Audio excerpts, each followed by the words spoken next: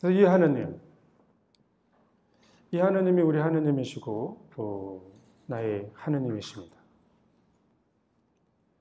그러면 또 이제 죄인들을 어떻게 조건 없이 사랑하셨는지 한번 보겠어요. 먼저 세리 마테오는 로마 식민지 거기 있으면서 세금을 걷어서 로마인들에게도 주고 좀 더 걷어서 자기도 받고 그러면서 엄청나게 많은 돈을 가진 부자가 됐어요. 그러다 보니까 이제 같은 동족으로부터는 매국노겠죠. 식민지 지배하는 로마인들에게 우리 돈을 걷어서 바치고 또 더 심하게 걷어서 자기도 또 부자가 되고 그래서 세리는 죄인이라고 낙인이 찍혀서 살았고 매국노라고 불렸던 사람인 거예요. 근데 예수님께서 이런 마태와 함께 식사를 하시자고 하면서 그 집에 가셔요. 이거는 절대 그렇게 할 수는 없는 상황인 거예요. 왜냐하면 죄인하고는 식사를 해서는 부정이 타고 안 되는 거예요. 예수님께서는 그 당시에 있었던 그런 조건들, 이거를 뛰어넘어서 조건 없이 그냥 마테오를 만나는 거예요. 마테오와 같이 식사를 하셔요. 마테오를 만나는 과정도 우리 안에 이제 흔히 있는 일인데 예수님이 제자들을 먼저 보내서 마테오에게 너 그래도 조금 예수님 만나려면 어떤 표시를 해서 회개를 하고 좀 어떤 뭐를 보여주면 좋겠다. 그런 다음에 예수님이 찾아가서 만나고 이렇게 하는 게 지금 일반적인데 그러지도 않으시고 공공연하게 드러난 죄인을 마테오 예수님께서는 그냥 가서 아무 조건 없이 가서 만나시는 거예요. 만나자마자 바리사이들로부터 막 그냥 비난을 받으셔요. 왜 죄인들하고 식사를 하냐고. 이 바리사이들은 마테오를 언제 만날 거냐 하면 회개하면. 회개하지 않는 마테는 바리사이는 절대 만나지 않겠다는 거예요. 이 조건이 달려 있어요. 그런데 예수님은 정말 조건 없이 마테오를 만납니다. 잔치를 베풀면서 마테오에게 무슨 일이 있었는지 전해지지 않지만 마테오는 예수님과 식사를 하는 동안에 완전히 다른 사람이 됐어요. 함께 지내고 있던, 식사를 하고 있던 그 사람들도 깜짝 놀랄 만한 약속을 마테오가 해요. 그래서 마테오는 자발적으로 자기가 잘못한 것을 인정하고 잘못한 것에 대한 보상을 하겠다고, 4배로 하겠다고.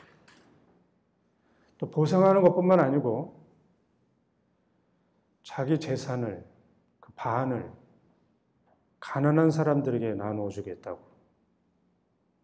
보십시오, 주님. 제 재산의 반을 가난한 이들에게 주겠습니다. 그리고 제가 다른 사람들 것을 횡령했다면 4갑절로 갚겠습니다.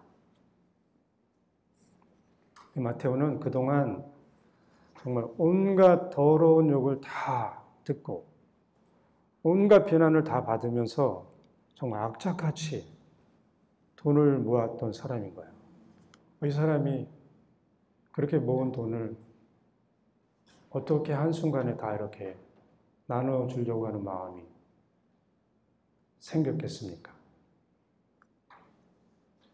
마테오는 예수님의 조건 없는 사랑을 체험했기 때문인 거예요.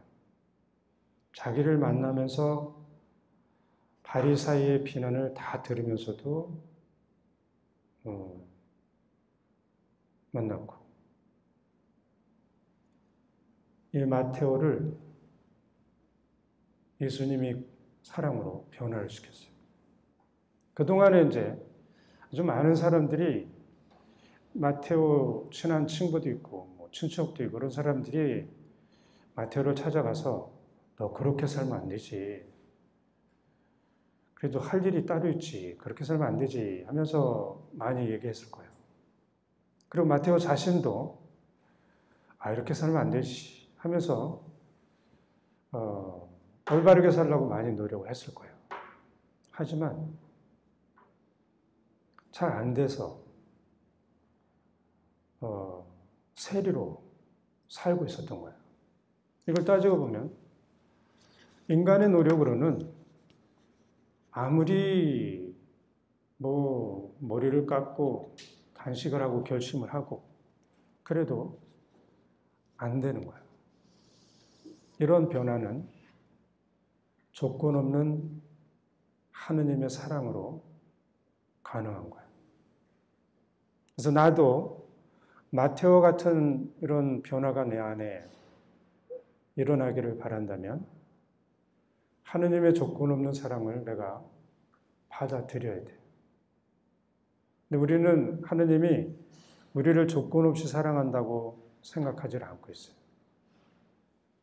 그래서 내가 조금 무슨 잘못을 저지르거나 그래서 좀 우리가 일상생활에 있는 것으로 말씀을 드리면 기도를 조금 소홀히 하고 기도할 때마다 또 졸고 미사도 또 잘 안 가고 그리고 또 나쁜 행동이라 할까? 그것들을 하고 그러면 하느님께서 우리를 미워하시고 또 멀리하시고 사랑도 안 주실 거라고 생각을 해요. 근데 우리가 기도도 열심히 하고 미사도 잘 다니고 선한 일을 하면 하느님 우리를 사랑하실 거라고 생각을 해요. 이런 조건이 지금 우리에게 있죠.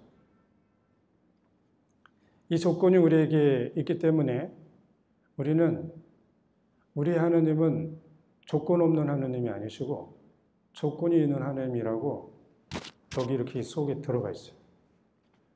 그걸 누가 집어넣어 줬는지 몰라도 우리 하느님이 아닌 거예요. 우리 하느님은 여러분들이 기도를 하면서 기도할 때마다 항상 이렇게 졸고 또 기도하다가도 또 딴 생각해서 또 다른 거 가서 또 하고 미사도 또 막 가서 딴짓하고 오고 이래도 우리를 한결같이 사랑하죠. 그거는 이제 아까 포도밭 주인이 보여주신 것처럼 포도밭에서 그 사람들이 일을 했는지 놀았는지 뭐 늦게 왔는지 나중에 왔는지 이거 전혀 관계없이 그냥 품삯을 주시잖아요. 그 이유는 그렇게 주셔도 하느님은 우리를 얼마든지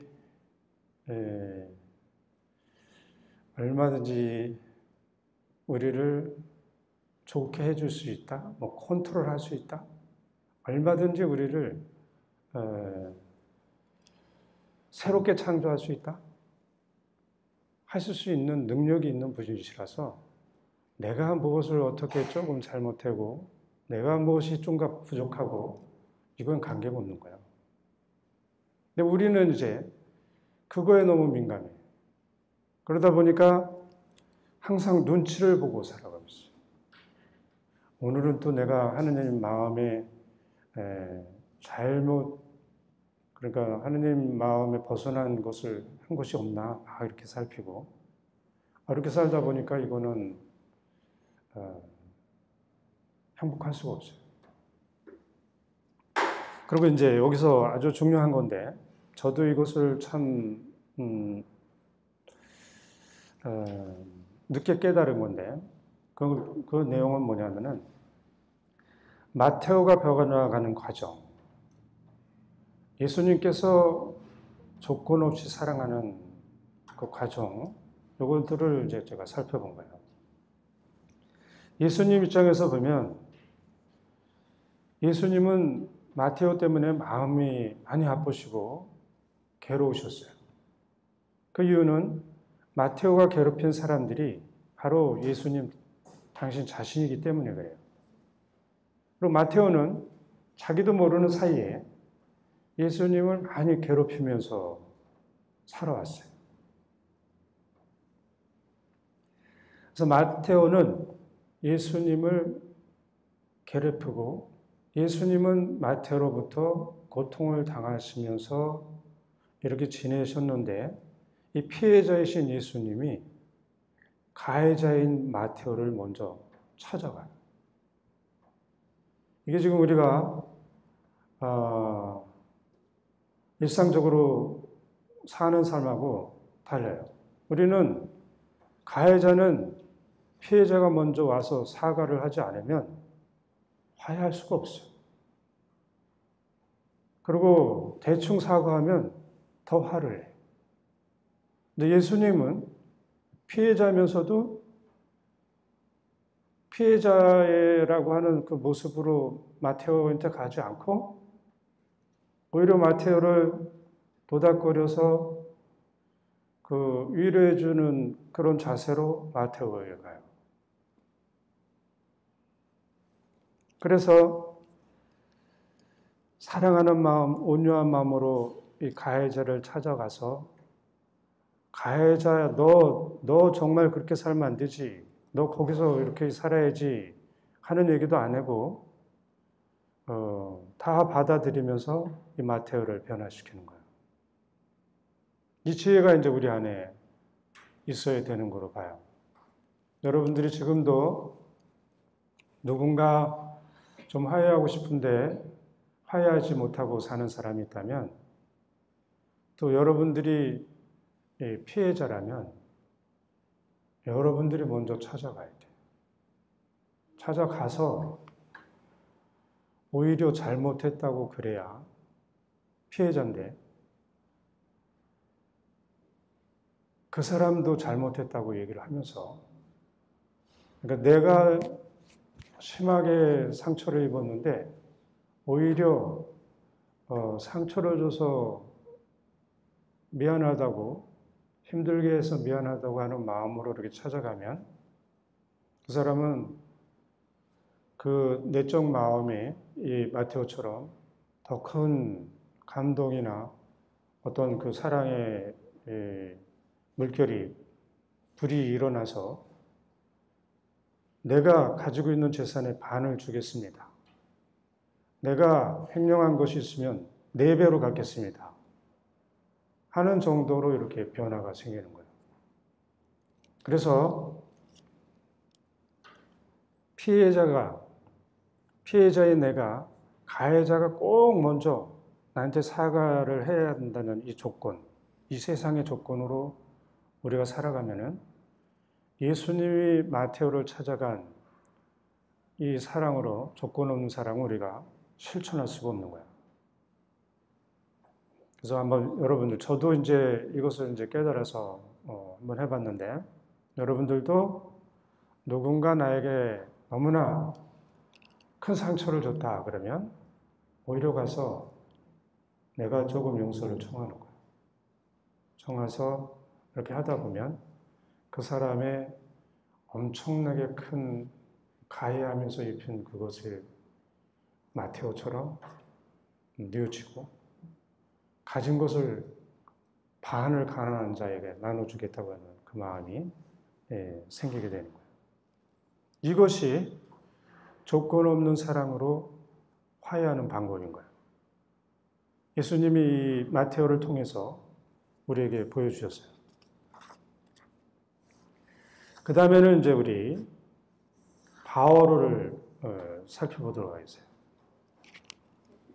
바오로 사도는 복음을 증거하는 스테파노 죽음에 찬동했어요. 바오로 사도는 지도자인 거예요. 지도자급이고 또 지도자 중에서도 조금 인정받는 지도자인 거예요. 그래서 저는 이렇게 생각을 하면서 바오로는 스테파노에게 직접 돌을 안 던졌지만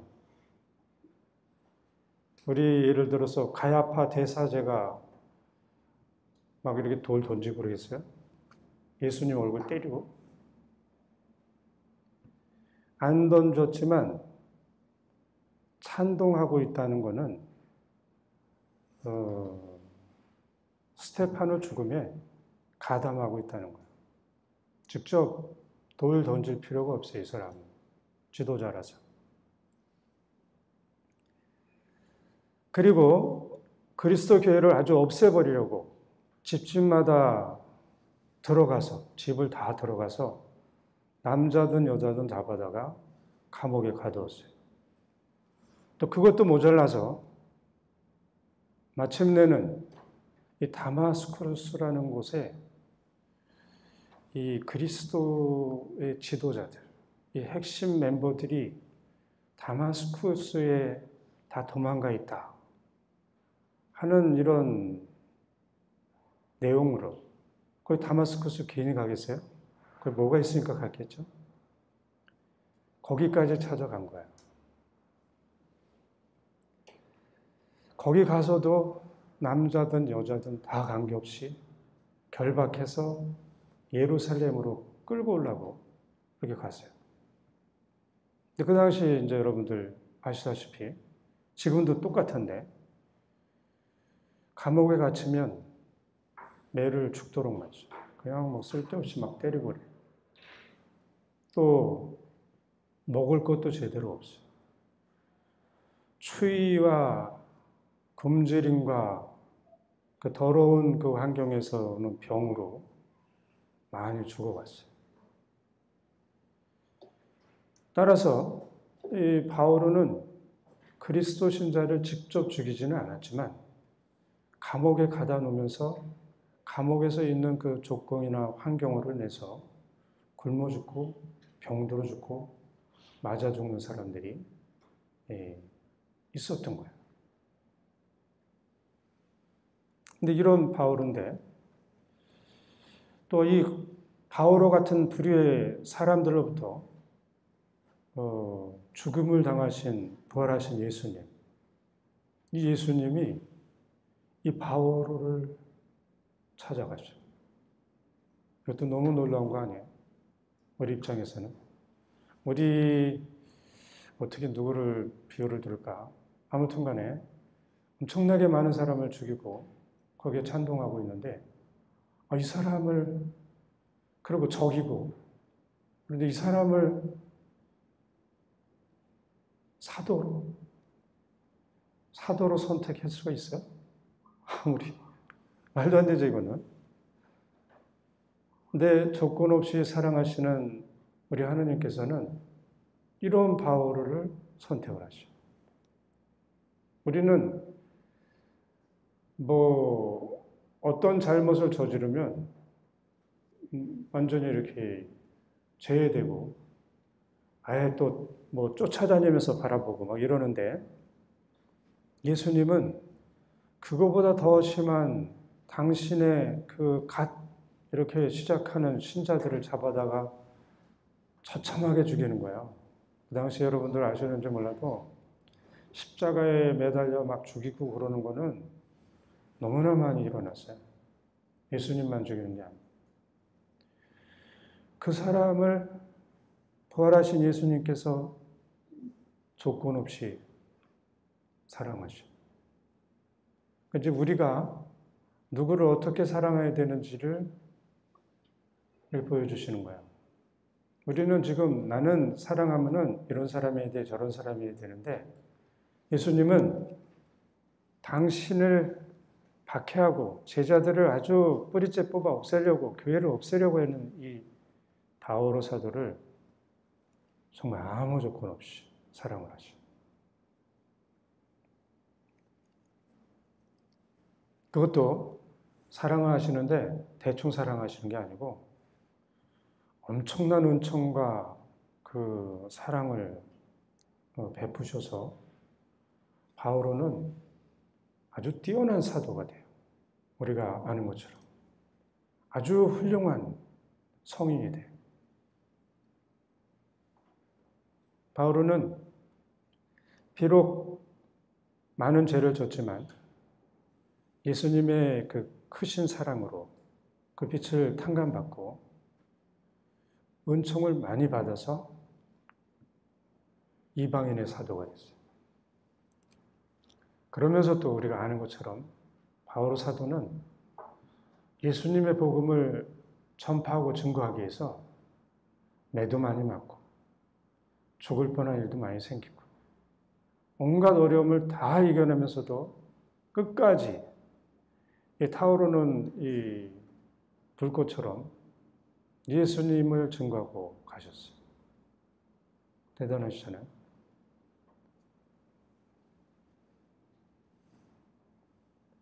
그래서 아무리 큰 죄인일지라도 예수님께는 아무런 문제가 되지 않아요. 예수님은 우리의 죄가 진홍빛 같아도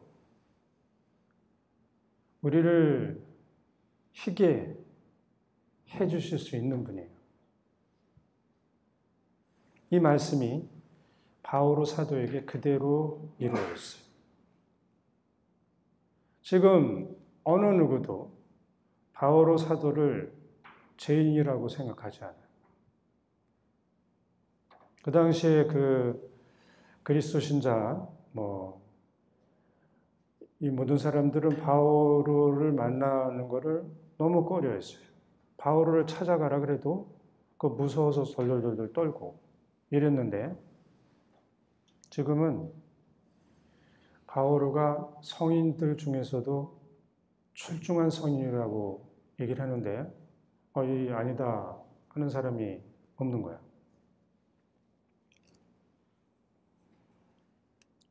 예수님께서는 아무리 우리가 죄를 지었다 해도 그 죄에 따라서 차별하지 않으시고 오히려 뛰어난 사도로, 누구보다도 뛰어난 사도로